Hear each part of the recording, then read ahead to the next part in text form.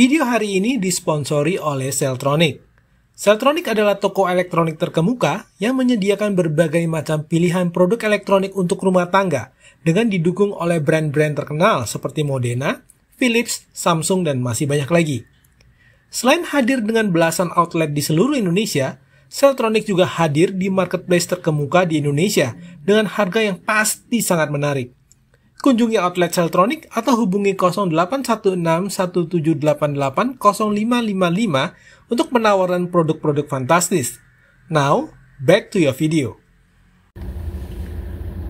Ini adalah Mercedes B-Class tahun 2019. Jadi ini adalah yang generasi ketiga dari Mercedes B-Class. Dan setahu gua, generasi ini adalah generasi terakhir. Jadi nggak akan ada lagi B-Class lain next time, karena sudah didiscontinue sama Mercedes. Oke?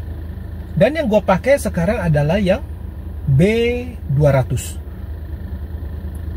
Sebenarnya ya, gue itu agak-agak nggak srek sama yang namanya kode-kode Mercedes sekarang. Karena kode Mercedes sekarang itu menurut gue agak membingungkan gitu. Contohnya begini, kalau dulu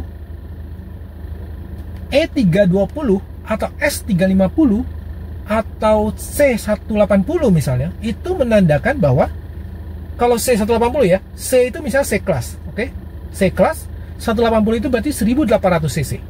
Kalau E320 artinya E-Class 3200 cc. Kalau zaman lebih dulu lagi, itu malah lebih gampang lagi. 300E misalnya artinya 3000 cc. E di belakang itu artinya injection. Kadang-kadang ada yang D artinya diesel. Oke, jadi menurut gua kalau seperti itu akan gampang untuk kita tahu sebenarnya yang kita lihat itu Mercedes apa sih gitu. Kalau sekarang itu agak beda ya. Yang gua pakai ini adalah yang B200. B-nya tetap B-Class, tapi 200-nya itu bukan berarti bahwa mobil ini 2000 cc. cc mobil ini 1330 something. Tapi kode B200. Di luar sana ada yang namanya B180. Dan itu mesinnya sama persis dengan B200 ini. Gue jadi bingung kan awalnya. Kenapa yang satu B180, kenapa yang ini B200? Ternyata Mercedes membedakan, jadi yang B180 itu dibedakan output tenaga mesinnya. Output yang B180 itu dibikin lebih kecil dibanding yang B200. Oke? Jadi yang membedakan, angka yang membedakan 180 dengan 200 itu ternyata adalah output mesinnya. Tapi itu pun masih agak aneh karena begini. Contohnya misalnya begini, BYD Steel misalnya 3,8S. Itu 3,8 itu artinya 0 sampai 100 bisa ditempuh dalam 3,8 detik. Oke?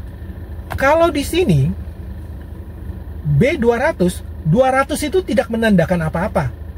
Nggak ada angka di speknya, apakah torsinya 200, apakah HP-nya 200, itu nggak ada.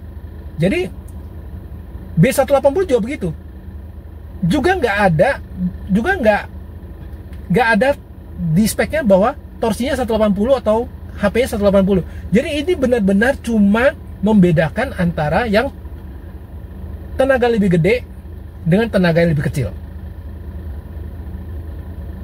Aneh kan gitu kan Mercedes. Jadi jangan heran kalau seandainya kita ketemu E300 misalnya, tapi mesinnya ternyata cuma 1500 cc misalnya. Ya karena angka 300 itu nggak menandakan apapun selain tenaganya lebih gede daripada E200 misalnya. Oke? Oke, dan gua akan mulai untuk infoin suka dukanya gua selama gua pakai B200 ini. Dan gua akan mulai dari sukanya dulu.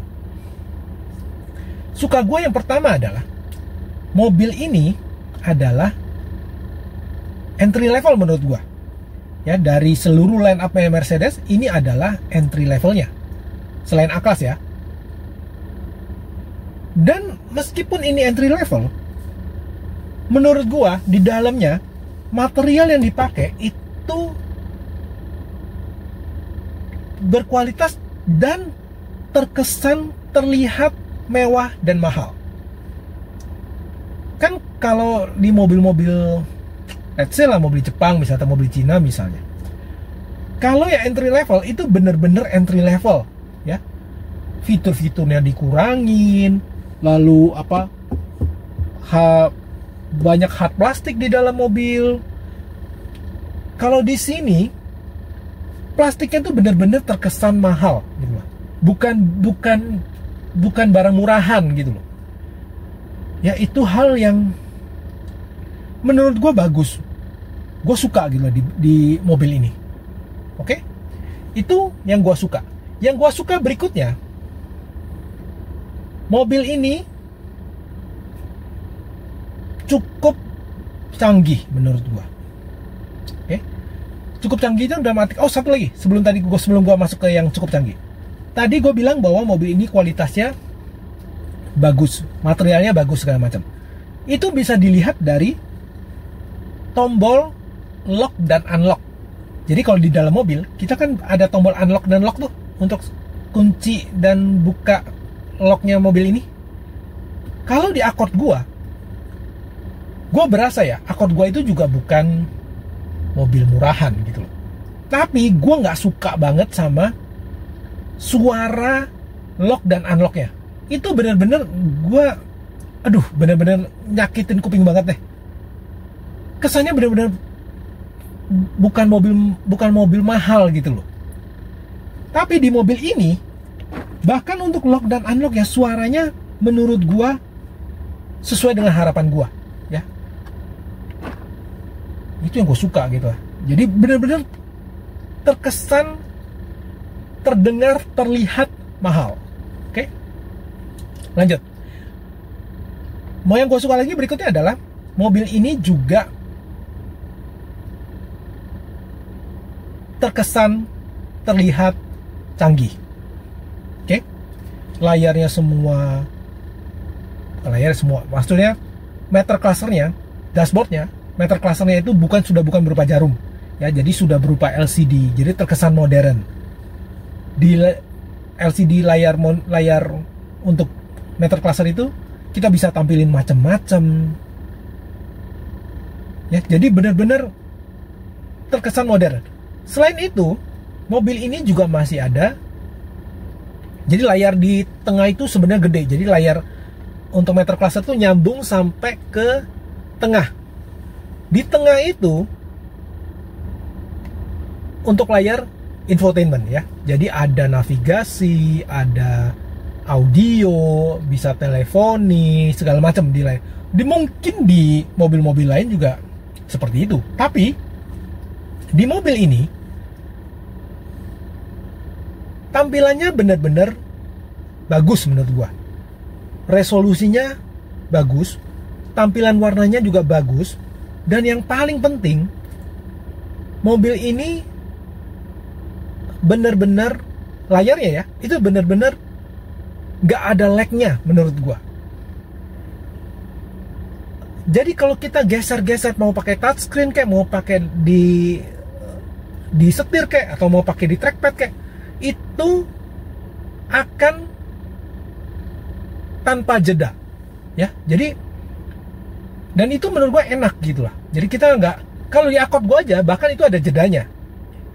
Kalau kita kadang-kadang kita pencet apa, dia harus tunggu sekitar ya setengah detik, sedetik lah, baru dia nyala kadang-kadang begitu. Jadi, dan di sini ini nggak pernah kejadian seperti itu. Kamera mundurnya itu juga menyenangkan menurut gua. Tampilannya jelas, garis-garisnya yang bisa berbelok-belok itu juga jelas ya. Ikut berbelok ketika setirnya belok, jadi menyenangkan. Gambar di tampilan monitornya benar-benar sesuai dengan ekspektasi gua. Di sini juga kita bisa setting untuk settingan mobil ini, seperti lampu mobil mau nyala berapa lama, tampilan ambient di dalam mobil ini, warna-warnanya kita bisa atur di dalam menu yang ada di display tengah mobil ini. Mobil ini juga punya voice command.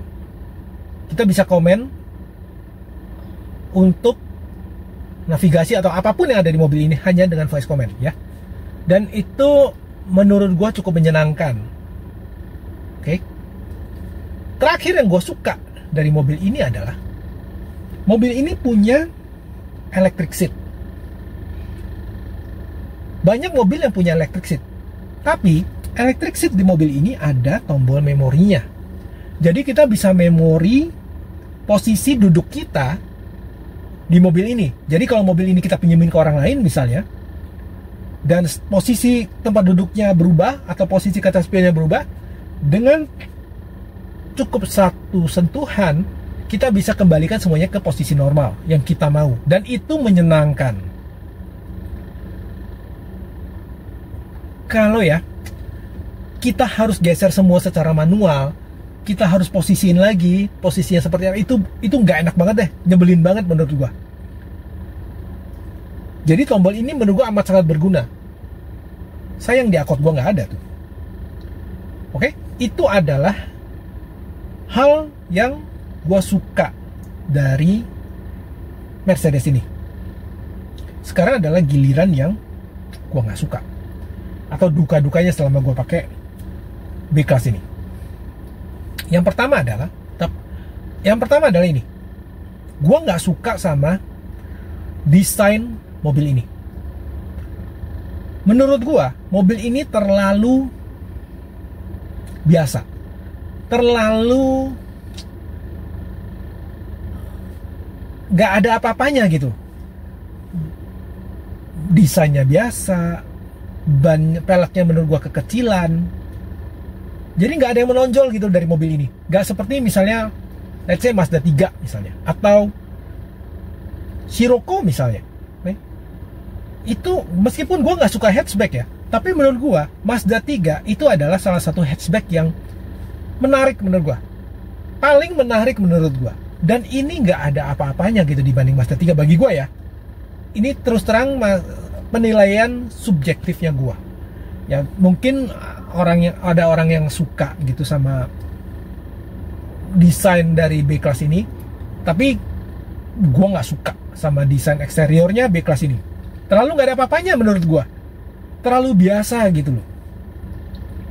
Oke, itu yang hal pertama yang gue nggak suka dari B-Class ini. Hal kedua yang gue nggak suka itu juga mengenai soal desainnya, yaitu desain interiornya.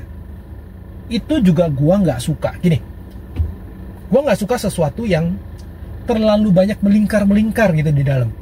Dan ini semuanya ventilasi AC terutama, semuanya modelnya melingkar, dan itu gue nggak suka gitu ya.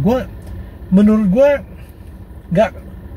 nggak terkesan modern gitu, lebih retro lah gitu loh kalau melingkar, dan gue nggak suka.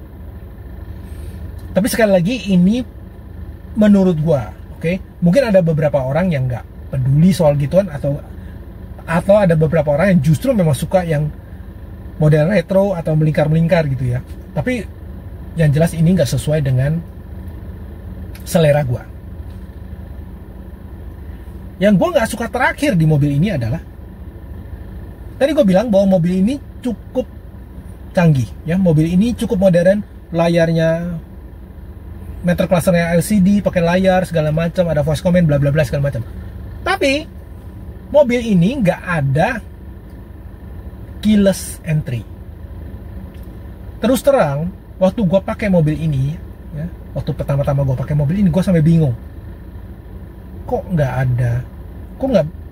ada ya gitu ya. Maksudnya tuh keyless entry itu kan bukan hal yang ajaib lagi gitu loh sekarang. Mobil gue yang umurnya udah 10 tahun lebih ada keyless entry. Bahkan mobil-mobil yang sekarang yang murah-murah aja itu pakai keyless entry.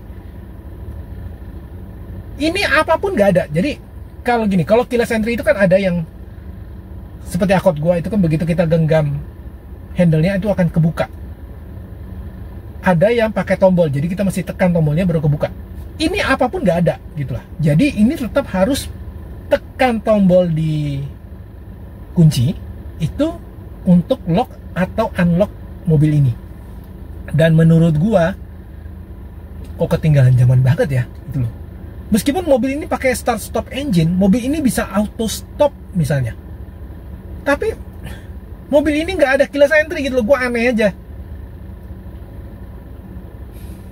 Kenapa begitu ya Mercedes ya? Oke, itu adalah hal yang gua nggak suka dari mobil ini. Sebenarnya mobil ini adalah mobil yang nyaman menurut gua. Tenaganya enak. Meskipun mobilnya cuma 1300 cc ya, tapi karena dia pakai turbo, jadi tenaganya juga enak. Transmisinya itu juga responsif. Dia pakai dual clutch, kalau nggak salah 8 speed, 7 atau 8 speed. Dan enak gitu pakai mobil ini. Tenaganya tuh ada terus lah. Dan mobil ini cukup nyaman. Mobil ini yang pasti kedap. Cuma ada beberapa hal tadi yang menurut gue annoying ya, terutama yang soal keyless entry itu bener-bener kok kayak mobil jadul jadinya. Tapi ya oke lah, itulah hal-hal yang gue suka dan gue nggak suka dari B-Class ini. Kalau gue ada kesalahan, tolong gue diinfoin di kolom di bawah. Dan kita akan ketemu lagi di video gue berikutnya. Oke? See you guys.